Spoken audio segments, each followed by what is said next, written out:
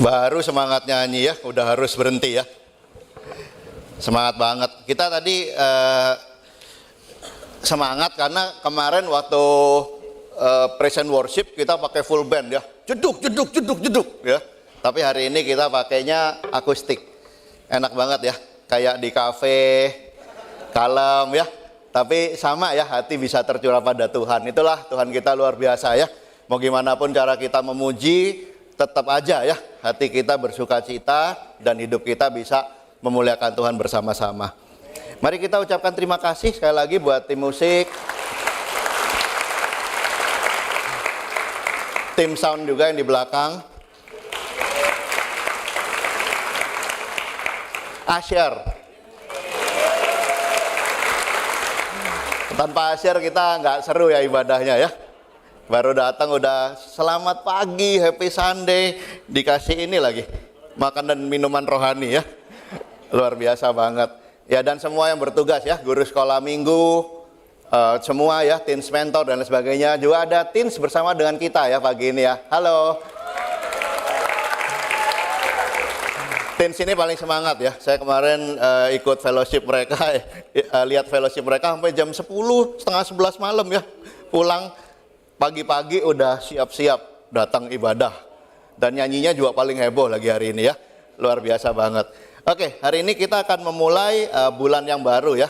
Tadi Bro Franz bilang semangat karena baru gajian, betul gak?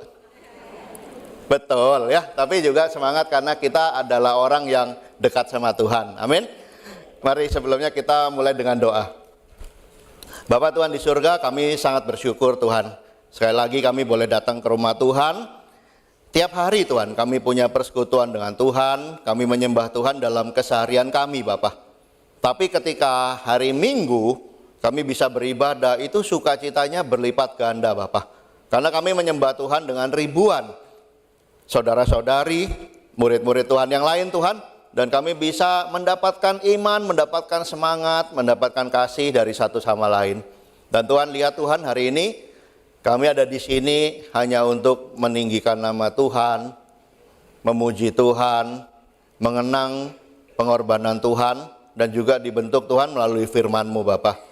Tuhan kiranya terus bekerja Tuhan dalam hidup kami, baik kami sendiri, baik kami berkumpul bersama Tuhan, agar firman Kau menjadi satu-satunya standar, satu-satunya kekuatan dalam hidup kami Tuhan. Memulai bulan yang baru Bapa, kita mau belajar dari buku Matius. Kiranya Tuhan terus Tuhan menumbuhkan kami Tuhan, menumbuhkan hamba-hamba-Mu Tuhan yang akan mengajar dan berkhotbah, menumbuhkan setiap jemaat dan teman-teman yang hadir mendengarkan Tuhan, agar firman itu sungguh-sungguh berkuasa dalam hidup kami Tuhan. Firman itu mengubahkan kami menjadi seorang yang baru di dalam Tuhan. Firman itu memampukan kami Tuhan untuk hidup berkenan kepada Tuhan. Terima kasih Tuhan, sertai waktu ini Tuhan agar menjadi satu waktu di mana firman Engkau leluasa mengubahkan dan membentuk hati kami. Di dalam nama Tuhan kami Yesus kami berdoa, amin.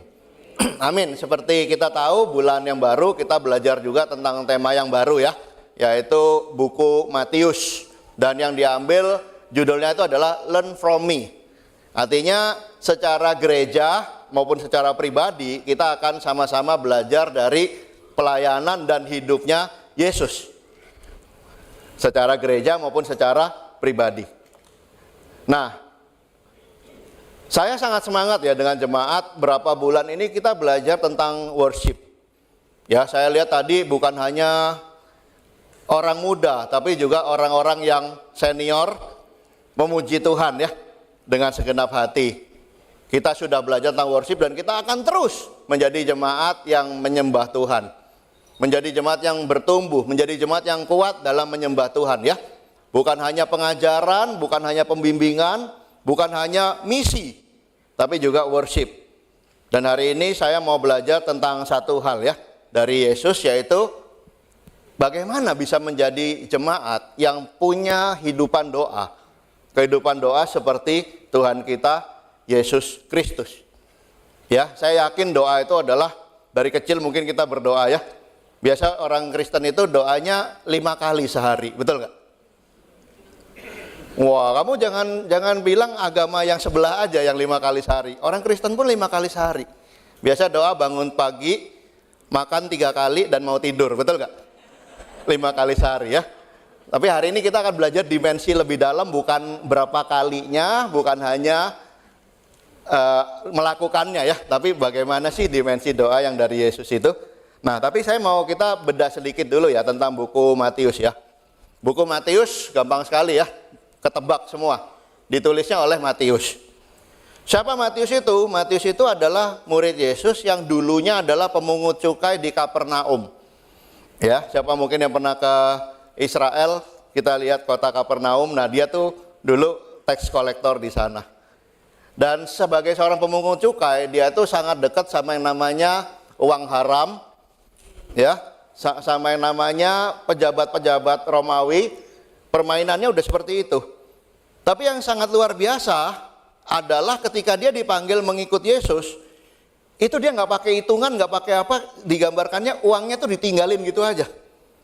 Ya, dan dia benar-benar langsung at once mengikuti Yesus. Bayangin ya, jadi seluruh latar belakang kita ini bisa bukan hanya mengikut Yesus, tapi dipakai Tuhan dengan sangat luar biasa. Amin. Apalagi dia memiliki pengaruh penginjilan yang sangat luas ya, si tax collector ini, si pemungut cukai ini ya. Dan akhirnya dia itu pengaruhnya sampai di Yudea, Ethiopia, Syria, Persia, dan kemungkinan di Parsia juga ya. Dan waktu dia meninggal itu banyak cerita ya. Ini Matius ini kalau kita lihat mungkin salah satu rasul yang hidupnya sedikit diceritakan di dalam Alkitab ya. Kita banyak tahunya dia itu dari kitab-kitab sejarah dan Kristen-Kristen awal ya, buku-buku Kristen-Kristen awal. Kemungkinan dia matinya itu di Ethiopia, antara mati dibunuh atau mati secara tua. Itu ada 2 pandangan yang bisa kita dapatkan sampai dengan hari ini. Nah, Injil Matius itu bicara banyak sekali tentang pengajaran tentang kerajaan Allah. Kenapa? Karena sebagai tax collector ini orang detail sekali. Dia bisa ngitungin pajak. Bro Rebi penghasilannya berapa? Nah ya, pajaknya sekian persen ya bro ya. Nah tolong dibayarkan. Mau dicicil? Boleh. Dia bisa bikin cicilannya ya. Jadi orangnya sangat detail. No wonder buku Matius itu kalau kita baca detail sekali. Detail sekali, terstruktur sekali ya. Sangat bagus sekali penulisannya. Nah itu nanti kita bisa baca sama-sama ya. Dan yang paling terkenal itu adalah pengajaran Yesus secara lengkap dalam satu khotbah pertama, itu khotbah di bukit ya. Tadinya saya mau khotbah tentang khotbah di bukit, tapi Roh Kudus membelokkan ya. Akhirnya saya mau sharing tentang bagaimana jemaat bisa bertumbuh dalam berdoa bersama-sama. Oke, hari ini saya mau sharing yang pertama, doa itu adalah fondasi ya, atau dasar daripada kehidupan seorang murid Yesus ya. Doa itu adalah sebuah fondasinya. Oke, kalau kita ngomong fondasi, doa yang diajarkan Yesus sudah jelas doa Bapa kami ya. Ya, saya pengen kita ambil waktu 30 menit 30 detik ya untuk kita berdoa Bapa kami bersama-sama ya. Oke, siap semuanya? Oke ya, kita mulai ya. 3, 2, 1. Bapa kami yang di surga, dikuduskanlah namamu, datanglah kerajaanmu, jadilah kehendak-Mu di bumi seperti di surga. Berikanlah kami pada hari ini makanan kami yang secukupnya, dan ampunilah kami akan kesalahan kami, seperti kami juga mengampuni orang yang bersalah kepada kami. Dan janganlah membawa kami ke dalam pencobaan, tetapi lepaskanlah kami daripada yang jahat. Wah, hebat, nggak ditulis pun hafal semua ya. Luar biasa ya. Iya. Nah, banyak orang berpikir bahwa doa Bapa kami itu adalah sebuah hafalan. Tapi sebenarnya ini adalah sebuah fondasi, sebuah struktur yang Tuhan bangun untuk bisa kita belajar dan mengerti bagaimana sih caranya harus berdoa ya. Dan hari ini kita bisa lihat dari 5 struktur ini. Yang pertama adalah dimuliakanlah namamu, itu bicara tentang adoration. Ya, pemujaan, pujian kepada Tuhan. Jadi bukan cuma bilang dimuliakanlah namamu, enggak. Kita bisa bilang saya bersyukur karena Tuhan menciptakan segalanya. Tuhan memberikan saya kehidupan, Tuhan memberikan saya kekekalan. Banyak sekali hal yang bisa kita adore tentang Yesus itu. Ya, ini adalah struktur daripada doa itu. Apalagi dia bicara tentang your kingdom come, your will be done. Ini bicara tentang consecration yang artinya adalah pengabdian. Ya, saya siap Tuhan untuk membangun kerajaan Tuhan. Saya siap Tuhan untuk melakukan kehendak-Mu. Saya siap Tuhan untuk dipakai agar rancangan-Mu tetap terjadi di dalam kehidupan saya di dunia ini. Ini adalah struktur doanya ya. Nanti saya akan bagikan filenya, kita bisa pelajari lebih dalam dan mungkin kita bisa nyontek ini ya.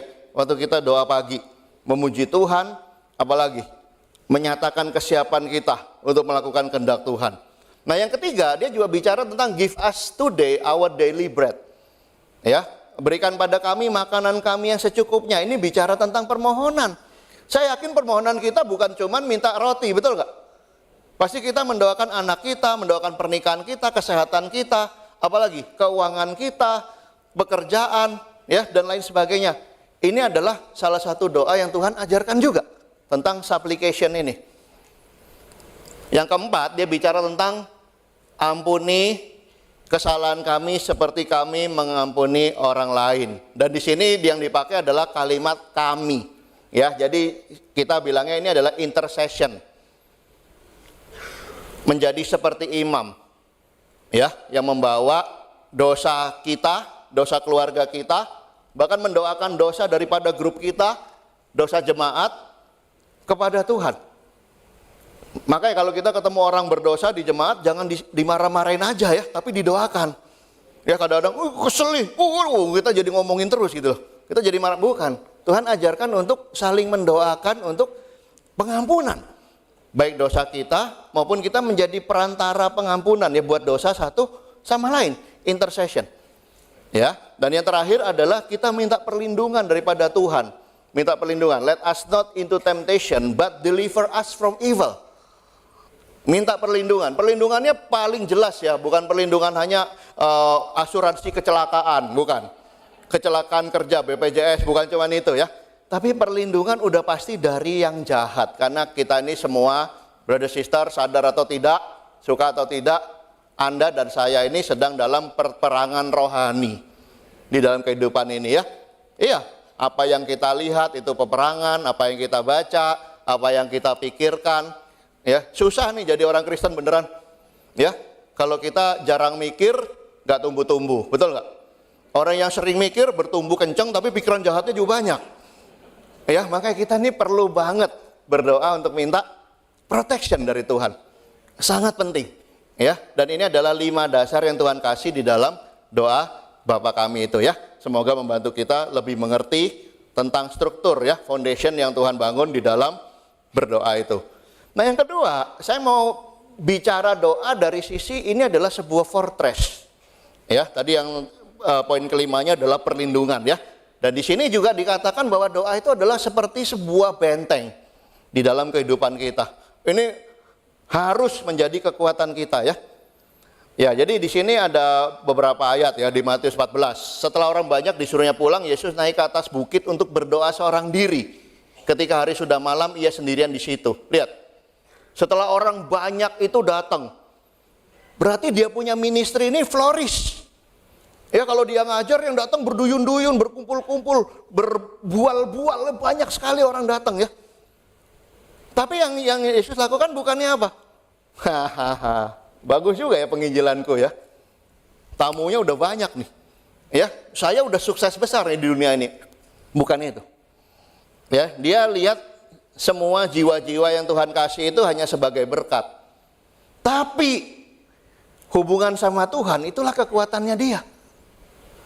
Saudara-saudari kasih Tuhan, seringkali kita kalau udah lihat banyak berkat, banyak kemenangan, banyak sukacita, banyak rasa syukur, kita udah lupa namanya bergantung sama Tuhan.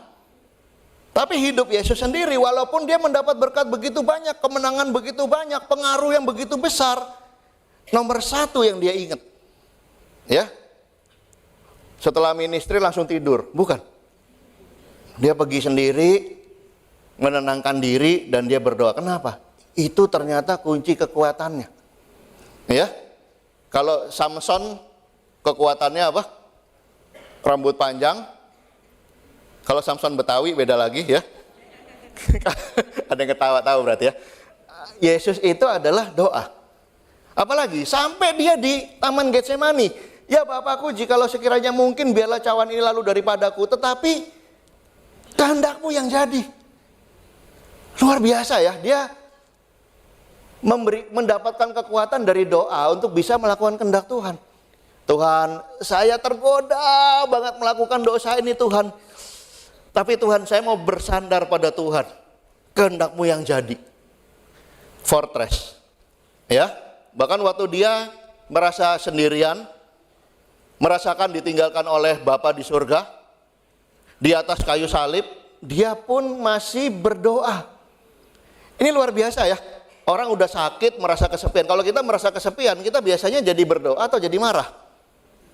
Kalau kita kesepian, merasa kurang diperhatikan, kita bilangnya apa?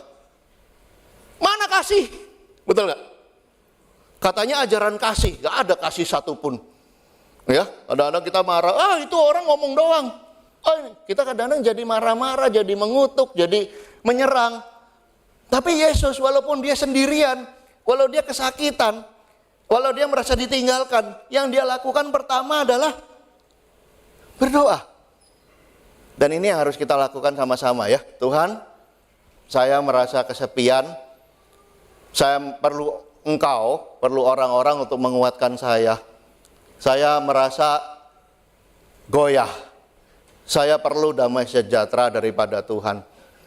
Saudara-saudari yang kasih Tuhan, apakah itu yang kita lakukan waktu kita dalam lowest point of our life? Dan sama seperti kejadian yang lain ya, di Matius 26 lagi, waktu dia sampai ke Taman Getsemani dan dia tahu dia akan diserahkan, dia akan dibunuh. Dia bilang ke semua murid-muridnya, duduklah di sini, sementara saya pergi ke sana untuk apa? Untuk push up, biar kalau disalib kuat. Untuk minum susu, biar waktu darahnya keluar gak terlalu lemes. Bukan, ya, dia pergi ke sana untuk berdoa. Fortress di dalam kehidupan Yesus ya. Jadi ini adalah fortress yang benar-benar kuat doa itu. Di tengah-tengah pergumulan, ujian, apalagi godaan berdosa, tantangan untuk bisa taat, tantangan untuk bisa bertumbuh, perubahan hidup, apalagi kepahitan-kepahitan yang kita alami. Kita perlu yang namanya benteng yang sangat kuat. Saudara-saudari yang dikasih Tuhan, mungkin ngalamin juga ya namanya penurunan ekonomi ya, akhir-akhir ini ya. Apa yang perlu kita lakukan? Kita perlu punya fortress juga. Ya, pasti yang pertama adalah hidup sederhana. Betul, itu usaha kita. Apalagi kerja keras. Amin. Tapi juga kita perlu bergantung sama Tuhan. Ya Tuhan, bukakan Tuhan peluang-peluang yang saya bisa lihat. Peluang-peluang yang saya bisa kerjakan. Tuhan pelihara ke keluarga saya. Tuhan kasihi kami, jangan tinggalkan kami. Tuhan berikan waktu saya bekerja, ada peluang yang saya bisa dapatkan. Itu adalah fortress. Jangan sampai fortressnya adalah gampang bro, kurang duit, pinjol. Ayo, siapa ikut pinjol hari ini? Jangan sampai ya brother sister ya. Ini sangat berbahaya. Ya, pinjol itu mungkin tidak dosa tapi mengikat dan menghancurkan. Ya. Nah, yang kedua yang lebih gawat, judol. Judi online. Namanya aja udah judi loh. Hari ini ada bahkan orang Kristen jatuh ke dalam judi online. Kenapa? Dia udah nggak ngerti artinya lagi, udah gelap mata. Nggak bisa lihat kuasa Tuhan, nggak bisa pilih hal yang benar lagi. Banyak hal yang bisa kita lakukan ya. Tapi salah satunya adalah berdoa. Berdoa pada Tuhan. Ini adalah fortress di dalam kehidupan kita. Dan saya ingin sekali jemaat bisa sujud. Berdoa pada Tuhan seperti Yesus ya. Minta kekuatan dari Tuhan. Ini ada lagi tentang penganiayaan ya. Ini yang paling sulit ini. Saya tadi bicara tentang kepahitan ya. Tetapi aku berkata kepadamu, kasihilah musuhmu dan berdoalah bagi mereka yang menganiaya kamu. Aduh, waktu saya ngomong ayat ini udah pada melotot sama saya, betul gak? Iya? Enak gak berdoa bagi orang yang menganiaya kita? Saya waktu baca ayat ini ya, aduh Tuhan, masih kurangkah penderitaan yang harus saya pikul demi namamu gitu ya? Iya. Tapi benar-benar saya lakukan loh. Berapa hari yang lalu waktu saya siapin pelajaran ini, saya tulis orang-orang yang saya sudah berdamai, tapi sebenarnya hati saya masih sakit. Saya tulis, ya. Ya saya sudah berdamai, tapi saya nggak mau dekat sama mereka. Ya, saya sudah berdamai atau yang belum berdamai pun ya, kita mau untuk doakan satu-satu namanya. Iya, Tuhan bantu Tuhan, saya tahu brother ini sebenarnya baik. Dia mengasihi Tuhan, tapi mungkin ada cara pandang dia yang kurang sehat. Ya, Tuhan bantu supaya dia bisa lebih healthy secara emosi, rohani. Bantu dia juga bisa berubah. Bantu dia Tuhan, bahkan bisa dipakai Tuhan, luar biasa. Aduh, waktu doa itu ya, mau keluar di mulut gemetar, di hati gemetar, di badan gemetar, di tangan gemetar, betul nggak? Tapi itu yang Tuhan lakukan. Ya, at least sebelum kita bisa mengasihi musuh kita, kita paling nggak bisa berdoa buat mereka. Buat mereka berdoa. Ya, dan penganiayaan itu bahasa aslinya, aduh aku tulis bahasa, apa nih? Bahasa Yunaninya, tapi saya lupa tulis bahasa ininya. Teksnya apa ya namanya? Saya lupa ya. Nanti saya tambahin. Yang artinya adalah, ini orang yang karena kamu murid, dia kejar mau bunuh kita. Ya, ini adalah karena kita murid, kita menginjil, terus kita diusir. Apalagi, bahkan orang-orang yang cuman dalam kehidupan berlaku tidak adil, ya, bisnisnya nggak jujur, orang yang melecehkan kita, orang yang kehidupannya bring problem ya, untuk hidup kita, dan bahkan orang yang merendahkan kita ya. Ini yang Tuhan bilang sangat perlu ya, untuk kita belajar mengasihi mereka, tapi in the way, kita bisa belajar mulai dengan mendoakan mereka. Amin semuanya? Waduh, aminnya susah ini. Ya, jadi kita udah belajar doa ya. Pertama, doa is a foundation, kedua adalah fortress. Nah, ketiga, doa itu adalah fidelity ya. Fidelity itu artinya adalah kesetiaan di dalam panggilan kita sebagai seorang murid Yesus. Itu adalah doa. Ya. Nah, kita lihat apa yang dilakukan oleh Yesus di Lukas 6. Dia doa waktu dia mau manggil ke-12 rasul ya. Pada waktu itu pergilah Yesus ke bukit untuk berdoa, dan semalam-malaman ia berdoa kepada Allah. Ketika hari siang, ia memanggil murid-muridnya kepadanya, lalu memilih dari antara mereka 12 orang yang disebutnya rasul. Saya yakin Yesus itu adalah seorang yang bisa melihat lebih dalam. Ya, waktu dia ketemu Nathanael, dia bilang, ini adalah Israel sejati. Jadi dia bisa lihat bukan cuma level fisik, tapi dia bisa lihat hatinya orang. Tapi dia tidak pernah overconfident. Ya, ini yang luar biasa. Dia adalah seorang yang sangat setia dengan panggilannya, dan dia melakukan panggilannya itu dengan berdoa. Berdoa senantiasa ya. Dan ini yang saya mau kita lihat ya, di dalam pelayanan sendiri pun dia sangat suka untuk berdoa bersama-sama. Ya, di Matius 19. Lalu orang membawa anak-anak kecil kepada Yesus supaya ia meletakkan tangannya atas mereka dan mendoakan mereka. Akan tetapi murid-muridnya memarahi orang-orang itu. Waduh, kalau kita ketemu sama anak-anak ya, datang sama kita, apa yang kita lakukan? Saya sangat suka anak-anak ya. Dulu saya nggak suka anak-anak, Tuhan ubahkan hati saya, sekarang saya suka anak-anak ya. Nah, waktu saya ketemu anak-anak, saya sukanya apa? Lihat pipinya, betul nggak? Wih, cubit-cubit ya. Gemes ya. Minggu lalu saya pergi ke rumahnya Angel ya, Angel Karisma, dia baru punya bayi, tapi saya nggak cubit bayinya ya, masih kecil ya. Ya, saya cubit Otin ya, anak yang paling gede ya. Otin sini, nggak lepas semua dari kita ya. Tapi Yesus, saya yakin Yesus juga kayak gitu ya. Lucu banget sih kamu dilempar-lempar sama Yesus ya. Iya, saya yakin Yesus itu bukan pendeta yang kaku ya. Masa anak-anak datang sama dia, hai anak-anak, bertobatlah, kabur semua anak-anak, betul gak? Tapi Yesus itu sangat akrab, enak orangnya ya. Tapi in the same time dia ngapain ke anak-anak itu? Dia doain, sini nak. Dia pegang dadanya, pegang pundaknya ya. Dia pray. Jadi waktu kita fellowship itu kita bisa mendoakan satu sama lain. Ini ya. Di Matius 21, Yesus berkata kepada mereka, ada tertulis rumahku akan disebut rumah doa, tetapi kamu menjadikannya sarang penyamun. Saya kaget ya, kenapa rumah Tuhan cuman dibilangnya akan jadi rumah doa? Berarti belum dong. Loh, kok belum? Jadi rumah Tuhan isinya apa?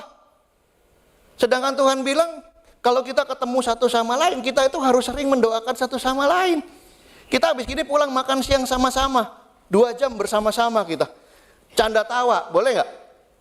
Bicara kehidupan, boleh nggak? Bicara misi, boleh nggak?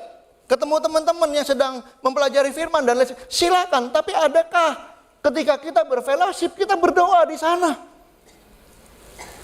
Kasihan sekali ya, dia bilang rumahnya cuman akan jadi rumah doa. Kalau GKDI gimana? GKDI akan jadi rumah doa atau sudah jadi rumah doa? Ini tantangan saya buat jemaat. Ya, benar-benar di fellowship ya, kita kadang-kadang ketemu, bro, mamaku sakit bro. Iya. Oh iya, nanti kita doakan. Lah kenapa nanti? Itu kan ketemu di rumah Tuhan. You can take time. Oke sis, kita akan support apa yang bisa disupport. Kita doa sama-sama ya buat kamu ya. Saya sampai kaget ya, berapa minggu lalu ada orang yang bergumul di fellowship, terus saya doakan dia. Waktu saya doakan, nggak usah bro, dia malu gitu loh. Loh, bro, fellowship kita itu adalah untuk mendoakan satu sama lain. Why you have to be shy? Inilah, that's why kita berkumpul di rumah Tuhan. Kenapa? Karena rumah Tuhan adalah rumah doa. Nanti saya pengen lihat ya, di dalam fellowship kita. Sis, kamu kelihatannya lagi stres ya sis ya, agak nggak happy kelihatannya. Ada apa? Iya bro, gini. Iya sis, gini. Setelah kita bicara, ambil waktu. Berdoa. Itu bukan suatu yang aneh. Why? Karena memang rumah Tuhan adalah rumah doa. Let's grow ya sama-sama ya. Kita bertumbuh di pengajaran firman. Amin. Bertumbuh di pembimbingan. Yes. Bertumbuh di apa lagi? Misi. Yes. Bertumbuh di apa lagi? Di fellowship, di worship. Minggu lalu worship luar biasa. 1.100 orang hadir di sana. Ya, saya sampai takut ini jatuh ya. Waktu lagu apa itu? Lompat semua. Ya. Agak ngeri ya, tapi Tuhan jaga. Itu sebenarnya udah gak kuat gedung, tapi Tuhan jaga ya, saya yakin. Iya, karena kita berdoa. Tapi juga saya pengen sekali jemaat itu sangat growing di doa. Kamu makan siang sama-sama, ambil waktu untuk berdoa. Fellowship di jemaat, ambil waktu berdoa. Belum mulai ibadah, ngobrol satu sama lain, berdoa. Ya, canda tawa boleh nggak? Yes, please. Ya, semuanya boleh silakan, tapi jangan. Jadi ini kenapa ayat ini disebutkan? Karena Tuhan kasih peringatan. Peringatan lo. Lu di gereja dagang itu orang-orang pada waktu itu. Ya. Nah kalau kita sih mungkin nggak dagang ya. Tapi kita ngomongin hal-hal yang seru. Silakan. Tapi ingat doanya. Apalagi pengharapan Kristus akan rumahnya. Rumah ini harus jadi rumah doa. Ya. Kemarin kita ketemu orang-orang di mana? Di kedukaan tadi malam. Ya, satu sama lain harus bisa mendoakan. Ini bukan kerjaan pendeta. Rumah doa itu artinya semua bagiannya bisa berdoa bersama-sama.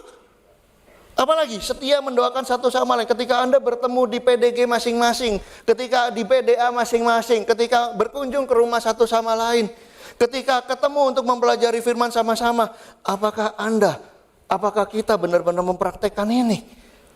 Bahwa church sebagai rumah Tuhan adalah rumah doa. Tapi in the same time juga Tuhan juga minta sebagai pribadi. Makanya pertumbuhan itu selalu dua ya. Secara jemaat seperti Kristus, secara pribadi juga seperti Kristus. Kadang-kadang kita cuma doanya justru hanya di gereja.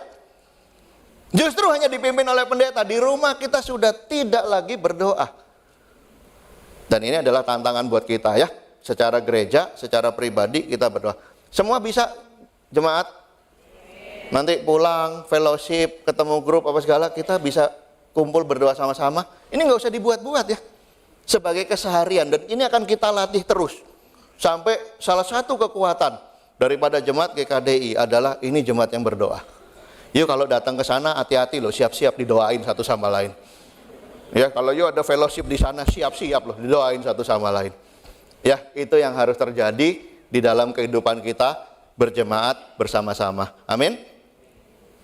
Ada satu quote ya bilang begini, the value of consistent prayer is not that he will hear us, but that we will hear him.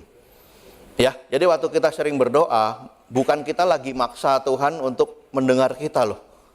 Lama-lama waktu kita sering berdoa itu hati kita sangat peka ya sama Tuhan ya. Ya, kadang-kadang ada orang yang berdoanya tuh marah-marah terus sama Tuhan. Tuhan, Engkau berjanji. Tolong dijawab janjimu ini. Saya klaim janjimu. Klaim, kok kita jadi seperti pemungut cukai yang nagih pajak ya, nagih utang sama Tuhan. Bukan itu. Waktu kita berdoa kita sangat peka sama kehendak Tuhan, sangat surrender sama Tuhan. Ya, dan kita bahkan menyerahkan satu sama lain ke dalam tangan Tuhan. Amin semuanya. Saya mau lihat benar-benar ya, kita mau lihat sama-sama komitmen di dalam komunitas kita ya, adalah rumah doa bagi kemuliaan Tuhan. Amin. Amin ya. Oke, bukan cuma pendeta, semua orang bisa mendoakan satu sama lain. Dan yang keempat, dia bicara tentang feelingnya ya dalam doa. Feeling itu adalah isi hatinya dia kepada Bapa. Lihat ya, ini yang Yesus doakan dalam keseharian dia. Aku bersyukur kepadamu ya Bapa, Tuhan langit dan bumi. Karena semuanya itu Engkau sembunyikan bagi orang bijak dan orang pandai. Tapi Engkau nyatakan kepada orang kecil. Ini cuman adalah apa ya, small thinking ya. Dia selewat, dia lihat, wow. Yang bertobat banyak orang kecil. Yang bertobat banyak orang sederhana ya. Tuhan sembunyikan ya, ini orang pintar-pintar tambah gak ngerti Tuhan ya. Tambah nolak ya. Tapi dia cuma melihat itu, pikiran dan pandangan Yesus, itu pun dia doakan. Ya, jadi bagaimana koneksinya Tuhan Yesus itu sama Bapa melalui doa ini ya. Sesuatu yang sangat luar biasa. Ini saya mau sharing tentang ini ya. Walk with God in intimacy ya. Bahkan dari Kejadian 5 ayat 24 itu sudah ada orang yang dikatakan bergaul dengan Tuhan. Ya, bergaul sama Tuhan. Ini kita juga mesti belajar ya. Doa itu sebagai sarana seperti pergaulan kita sama Tuhan ya. Semua isi hati kita, semua pikiran kita bisa curahkan kepada Tuhan dalam doa itu ya. Nah, di dalam perjanjian lama itu ada 3 orang yang disebut bergaul sama Tuhan. Yang pertama adalah Henok, yang kedua adalah Nuh, ketiga adalah Ayub. Ini maksudnya adalah yang literally disebutkan dia bergaul sama Tuhan. Ya, saya yakin Daud juga bergaul sama Tuhan ya. Mau bunuh Saul, dia doa. Mau dikejar orang, dia doa. Mau pura-pura gila, dia berdoa. Mau tertekan, dia gila, dia berdoa. Kotanya dibakar, dia berdoa ya. Dia juga orang yang bergaul sama Tuhan. Tapi yang disebut benar-benar bergaul sama Tuhan ada 3 orang ini. Henok, Nuh, dan Ayub. Nah, pertanyaan saya, kalau di perjanjian baru, harusnya siapa yang disebut bergaul sama Tuhan? Harusnya siapa? Hah? Semua murid dong. Ya, di perjanjian baru semua murid harusnya benar-benar bergaul sama Tuhan. Seperti Yesus ya, ngelihat apa dikit gampang sekali ngomong isi hatinya kepada Tuhan. Nih ya, apa yang bisa kita doakan sebagai curahan isi hati kita pada Tuhan? Kekaguman. Saya lihat ada brother sister yang bertumbuh. Saya bisa berdoa dalam hati. Tuhan, saya kagum sekali ya, lihat Tuhan menumbuhkan orang dengan cara yang luar biasa. Apalagi ada godaan dosa, mata kita kemana-mana. Tuhan, tolong Tuhan, murnikan saya dalam hati kita. Ya, apalagi ada tantangan, kesulitan, kita doa. Bahkan lagi ngajar Alkitab pun saya berdoa loh. Saya fokuskan, waktu saya ngomong kata-kata itu, waktu saya lagi buka Alkitab, saya cari ayat ya. Tuhan, saya akan keluarin ayat ini, tolong ayat ini bisa membantu dia mengerti. Kita bisa bergaul sama Tuhan setiap saat, koneksi sama Tuhan. Apalagi pembelajaran. Iya ya Tuhan, tadi saya nggak mau dengar kata-kata pembimbing saya, akhirnya saya kejeblos nih. Ya, saya perlu belajar untuk bisa lebih rendah hati. Sukacita. Waduh, Tuhan terima kasih saya boleh ikut praise and worship. Ya, saya merasa sukacita. Itu pulang kita sambil nyanyi-nyanyi lagu-lagu GKD worship, kita berdoa. Berdoa, ya, apalagi dalam melayani kita berdoa, dalam menerima berkat Tuhan kita berdoa, ngelihat anak-anak bertumbuh luar biasa kita berdoa, lihat teens ministry kita berdoa, lihat merit ministry orang-orang semangat ceria mencintai Tuhan kita berdoa, lihat apapun dalam hidup kita bisa punya koneksi pribadi sama Tuhan, ya. Saya sangat suka Henok ya. Henok dibilang umurnya 365 tahun. Ya, ini insight saya pribadi ya. 365 itu menggambarkan hari-hari dalam 1 tahun, betul nggak? Jadi sepertinya itu adalah bicara tentang 365 hari bersama dengan Tuhan. Ya, itu seperti bukan 7-Eleven lagi, tapi 24 jam. Ya, kecuali tidur ya. Kalau bisa mimpinya pun mimpi Tuhan, kalau bisa. Ya, ini sesuatu yang sangat rohani. Kita belajar untuk bisa terkoneksi sama Tuhan kita dalam isi hati kita bersama-sama. Amin. Yang terakhir, kita bicara tentang faith. Ya, doa itu bicara tentang memberikan iman ke dalam hidup kita. Di Matius 17. Karena kamu kurang percaya. Sebab aku berkata kepadamu, sesungguhnya sekiranya kamu mempunyai iman sebesar biji sesawi saja, kamu dapat berkata kepada gunung ini, pindah dari tempat ini ke sana. Maka gunung ini pun akan pindah. Dan takkan ada yang mustahil bagimu. Tetapi jenis ini tidak dapat diusir kecuali berdoa dan berpuasa. Ini saya mau tanya sama kita semua di sini. Kapan Yesus mindahin gunung? Pernah? Berarti ini literally gak? Iya, buat apa juga kita mindahin gunung, betul gak? Nanti kalau kita benar-benar bisa mindahin gunung, gawat nih. Kita sebel sama satu orang. Tuhan, pindahkan gunung ini ke atas rumah dia. Tenggelam semua orang ya. Bukan itu isunya, tapi hal-hal yang bahkan di mata manusia tidak mungkin. Hal-hal yang mustahil itu bisa terjadi. Maka dia bilang, dan apa saja yang kamu minta dalam doa dengan penuh kepercayaan, kamu akan menerimanya. Ini sudah saya buktikan luar biasa ya, dengan caranya Tuhan ya. Kita khawatir, kadang-kadang Tuhan kasih jawaban dari kekhawatiran kita, tapi kadang-kadang Tuhan kasih juga kekuatan, sehingga kita bisa melewati kekhawatiran kita. Semua hal yang mustahil bisa dilewati ya. Apa aja yang bisa kita pindahkan ya dari doa ini ya. Doa yang penuh dengan iman ini. Kita bisa minta pertumbuhan pribadi. Tuhan, saya orangnya pemarah ya. Kemarin saya konseling sama satu orang. Tapi dua-duanya rendah hati sekali. Saya ini emosi saya bro. Saya takut sekali emosi saya ini. Iya. Pertanyaan saya, do you pray untuk pergumulan Anda ini setiap hari? Enggak bro. Jadi gimana? Cuman kalau mau emosi saya tahan nafas. Saya atur nafas. Sedih banget aku bilang, kamu murid Yesus tapi lebih percaya tai chi daripada Tuhan. How come? Makanya gunungnya nggak pindah-pindah, gunungnya terus ada di kepala kamu. Ya apalagi pertumbuhan grup, kenapa grup saya tidak bertumbuh? Do you pray? Atau kadang-kadang kita lebih percaya pada kerja keras. Kerja keras bagus, Tuhan perintahkan itu. Tapi juga kita perlu berdoa. Apalagi konflik menahun yang nggak selesai-selesai. We need to pray ya. Jemaat biar bersatu, ada damai sejahtera, terjadi persatuan, pengertian satu sama lain, pergumulan, apalagi berdoa buat kerohanian kita. Berdoa untuk berapa lama kita sudah nggak berbuah mungkin. Saya pengen sekali dipakai untuk memenangkan jiwa bagi kemuliaan Tuhan. Saya akan doa setiap hari. Saya akan buka mata saya untuk orang-orang terbuka. Saya akan mau dipakai oleh Tuhan. Tapi mulailah dengan berdoa. Tidak ada yang mustahil bagi Tuhan. Amin. Berdoa buat masa depan anak-anak. Banyak hal dalam hidup saya ya, memberikan tekanan ya. Waktu anak-anak direncanakan pendidikannya seperti ini, semua fall down, tidak berjalan sesuai rencana. Tapi waktu kita berdoa, Tuhan kasih kekuatan, Tuhan kasih jalan keluar, Tuhan kasih solusi, gunungnya pindah. Ya, gunungnya pindah. Apalagi? Lemah rohani. Oh, saya juga pernah lemah rohani. Ya, saya lari pagi, sambil lari pagi, berdoa. Sambil olahraga, naik sepeda, saya berdoa. Kadang-kadang sambil push up, saya berdoa. Ya, kadang-kadang sambil makan pun kita berdoa. Kadang-kadang di mobil, nyetir mobil pun kita berdoa. Dan Tuhan memindahkan gunung-gunung dalam kehidupan saya. Dan saya percaya banyak gunung yang bisa Anda lewati. Hanya dengan doa. Ini adalah doa Yesus ya. Bagaimana dia bisa memindahkan gunung. Amin semuanya.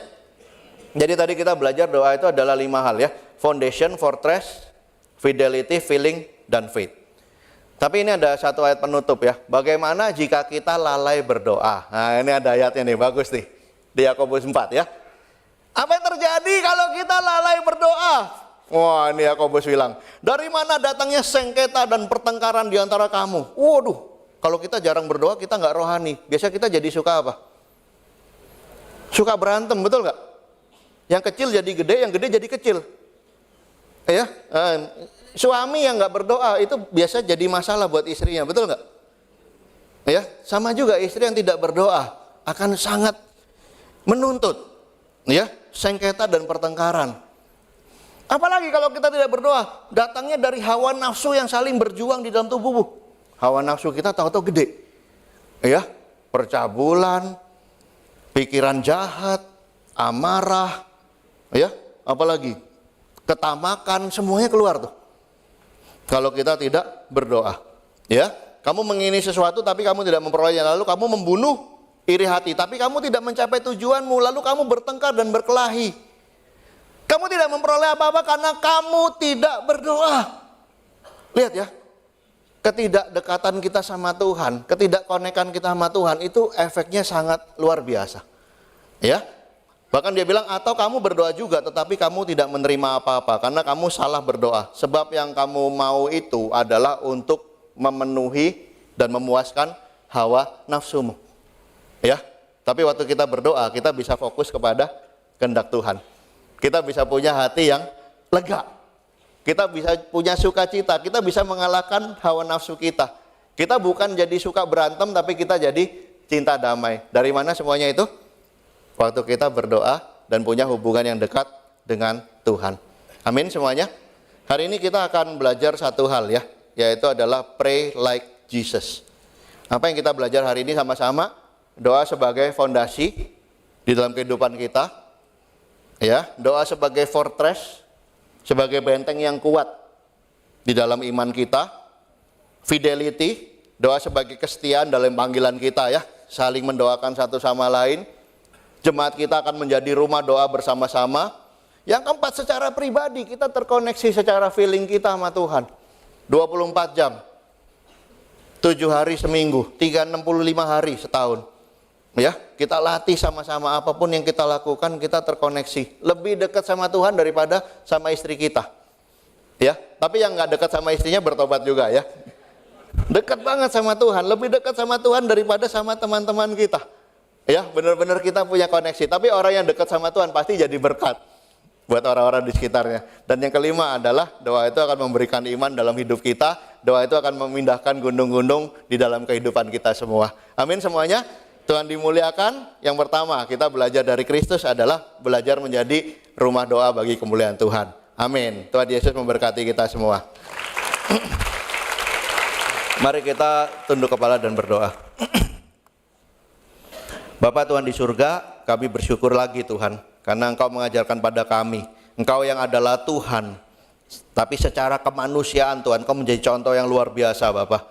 Engkau rajin berdoa, Engkau meredakan hati di hadapan Bapa, Engkau menyatakan Tuhan isi hatimu senantiasa kepada Bapa. Kekaguman, pergumulan, kekhawatiran, tantangan, penganiayaan Tuhan, semuanya Engkau menjadikan doa itu sebagai satu kekuatan di dalam kehidupanmu sebagai manusia Bapa. Dan hari ini Tuhan, sebagai jemaat kita mau belajar Tuhan daripada Engkau Tuhan. Kita akan jadi jemaat yang sungguh-sungguh berdoa, punya satu kualitas kerohanian, bisa mendengarkan suara Tuhan. Bukan karena kami orang hebat, bukan karena kami orang yang sangat luar biasa, bukan karena kami rohani Tuhan, tapi karena kami mau belajar Tuhan. Untuk bisa tekun dan mengambil panggilan kami Tuhan, menjadi rumah doa bagi kemuliaan Tuhan. Terima kasih Tuhan, bekerjalah dalam hidup setiap kami di sini. Dan juga Tuhan, kami siap Tuhan, membina hubungan pribadi, personal, konsisten Tuhan, dan mengandalkan Tuhan senantiasa melalui doa-doa kami di dalam kehidupan kami. Terima kasih Tuhan, sertai jemaat ini agar terus bertumbuh. Dalam nama Tuhan kami Yesus kami sudah berdoa. Amin. Amin. Sekali lagi terima kasih, Tuhan memberkati kita semua.